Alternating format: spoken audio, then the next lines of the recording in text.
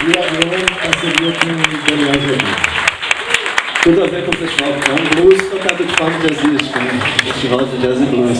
Bacana você desengavetar essa música para tocar aqui no festival. Fico feliz também, espero que tenham gostado. Vai tocar amanhã no show? Vou tocar amanhã no show. O resto do show é segredo, quem quiser ir. Se quiser descobrir, aliás, vai lá. É um show intimista, é um show romântico. Se tiver afim de alguém, leva que é a boa. Vai por mim. Já vi muita coisa rolar em show assim intimista. Vai confiante. Obrigado pela entrevista. Só uma coisa, aproveitando que você contou o processo de criação dessa música, como rolou lá em Nova York, eu recebi uma pergunta do público perguntando justamente isso, como surgem as músicas. Eu li numa entrevista sua que muita gente te vê como letrista, mas você também compõe melodias. Então fala um pouquinho sobre isso. Eu componho os dois, música e letra. O meu processo de composição é muito chapliniano. Reza a lenda, eu nunca tive nenhuma prova concreta, mas que o Chaplin começava os filmes, principalmente nos primeiros, sem saber como é que ele ia acabar o filme. Ele não autorizava antes de entrar em... É o meu processo, é meio chapliniano. Uma coisa vai levando a outra, o assunto vai conduzir a melodia, a letra vai conduzir a melodia, enfim. Eu não saberia te explicar exatamente como é que é o processo de criação. Eu agradeço. Eu não sei, me perguntam como é ser compositor, eu respondo que eu não sei como não é ser. Eu nasci com essa disfunção cerebral, eu sou um compositor. Eu não sei. Tem músicas que você começa a compor e fala, pô, essa música tem a ver com fulano, eu posso oferecer essa música para ele. Aí você compõe pensando no fulano. Você falou aí, eu procurei ser muito abrangente como compositor. Eu sempre procurei compor o que eu conseguisse compor, não tinha nenhuma trava não. Eu fiz sim, eu fiz música para Bethânia e fiz música para Xuxa. Elas te pediram ou você falou, vamos fazer uma música para Xuxa? Isso é uma música direcionável, você faz uma música direcionável. Mas eu procuro sair desse exercício para fazer músicas para mim. Né? E se essa música cabe na voz de alguém e tem alcance, me dá muito mais alegria, porque é uma coisa que eu fiz para cumprir um desejo meu. Eu acho que é tal da assinatura, né? Que você acaba tendo que impor ela em algum lugar, né? Não tem jeito. Mas eu imagino que talvez algumas músicas não estão prontas, você pensa. Música para novela tem prazo, né? Assim, a novela estreia daqui a pouco, tem que fazer a música. Eu me lembro que uma vez eu fiz uma novela um tema para o personagem do Marcos Frota, Tonho da Lua, do Mulheres de Areia. É isso mesmo, se eu estiver errado, me corrija, que eu faço música para novela, mas eu não assisto novela. E eu mandei essa música, e era muito rápido. Tinha que entregar muito rapidamente o tema. Então me contaram como é que era o personagem e tal, que ele fazia escultura daí, eu contei isso, né? Aí o diretor-geral musical da Globo me ligou e falou, a música é linda, mas você fudeu a novela. Você contou a história toda. Só quem ia matar o personagem. Você contou, não precisa, o cara está fazendo escultura daí, você não precisa falar isso, as pessoas estão vendo. Você vai aprendendo que a música tem que compor o contexto, ela não precisa descrever. Então você vai aprendendo, tem essa correria sim, é isso que eu me encomendo, eu tenho que fazer isso num determinado prazo, e tal. Novela qual prazo mais ou menos?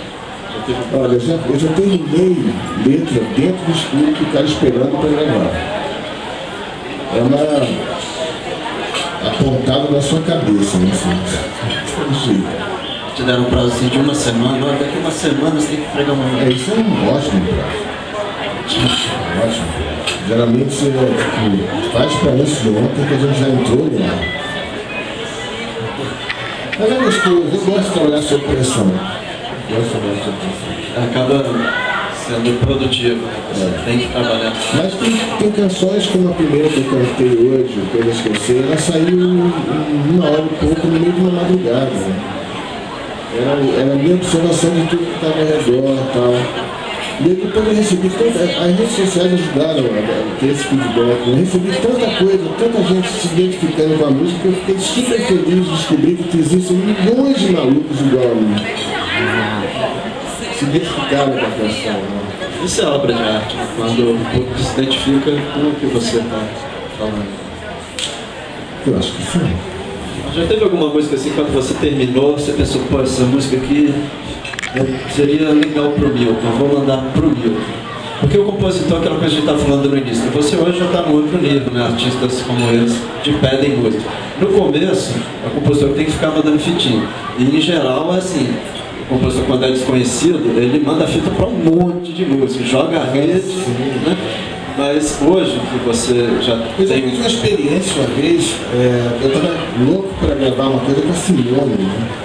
Pô, Simone, você não tem trabalho, eu mandei música, pô, ela ouviu, achou lindo e tal, e eu comecei a achar que esse cara tá me enrolando, cara. Aí eu peguei uma fita cassete sem nada, eu tenho o título de uma música e mandei. Aí no outro dia eu liguei pro cara e falei, pô, cara, ela ouviu, achou lindo, Só que não vai gravar, achou lindo, mas eu descobri que as músicas não iam parar em campo mesmo, assim, então... Isso é muito mais comum do que eles ouvirem as músicas. Acredito que sim. Mas, por acidente, o destino foi a Nana gravou, o Danilo, que virou parceiro, irmão, assim, que a gente faz. Até hoje a gente tem o exercício da composição. Aí, enfim, Lenin, todo mundo que veio na história. Acho que é isso mesmo. Né? Se você faz uma história que 3 pessoas gostaram, vai em frente. Essa história que você contou de mandar fita sem nada, né? Quero dizer que ela gostou. Uma vez, um bar de blues em São Paulo ia fechar e o dono do bar me falou: tem uma gaveta aqui cheia de fitas cassete que as bandas me mandam, pedindo que eu ouça para ver se eu contrato as bandas. Eu nunca ouvi nenhuma delas. Quer ficar para você? E abriu a gaveta e estava lotado de fitas. Eu nunca tinha ouvido nenhuma delas. Quer dizer, é muito semelhante ao trabalho do compositor, né? Quando está começando, não dá para saber, vai adivinhar o que é que tinha ali, né? Pois é. Ia ter algo que ia ser uma música de sucesso. Então é uma batalha muito grande. E trabalhar para novela, essa pressão é muito parecida com o meu trabalho de jornalista. Trabalhei muito tempo em grandes jornais e era assim: você vai atrasar o jornal, termina logo isso aí. Uma vez o chefe foi lá, bateu o dedo no computador para encerrar a matéria e mandar para o computador dele. Falou: acabou a matéria. Deve ser uma coisa parecida, porque fazer uma música com a pessoa aqui, ó. Nossa, isso é broxante demais. Ela fala assim: pelo amor de Deus, deixa eu terminar sozinho e tal. Principalmente solidão, que o jornalista, eu tenho alguns amigos jornalistas, principalmente solidão é absolutamente necessário. Você tem que estar sozinho. Mas o trabalho geralmente é sobre pressão. Você já fez jingle? Não. Que é outro trabalho que você faz sobre pressão. Aí eu já acho que era loucura demais o trabalho do jingle. Muito preciso, né? Bom, agradeço a vocês dois. Amanhã tem mais na cidade do Jazz e Blues. Eles vão fazer o show completo. E dando alguns avisos, daqui a pouquinho às 16h30 sai o cortejo de carnaval com os alunos do percussionista Vanildo Franco, daqui de Guaramiranga. Às 17 horas na cidade do Jazz e Blues haverá um ensaio aberto. Hoje o ensaio aberto é com a Blues and Soul Sessions, com J.J. Jackson, Tia Carroll e Igor Prado. Em seguida, os alunos das residências artísticas farão um show do Toca Jazz. E aí depois vem um show muito diferente, muito bacana, que será o show ao pôr do sol, com o Márcio Rezende fazendo um tributo a Dave Brubeck, um dos maiores nomes da história do jazz, que morreu há 2 meses atrás. Então eles vão tocar o repertório do disco mais famoso de Dave Brubeck.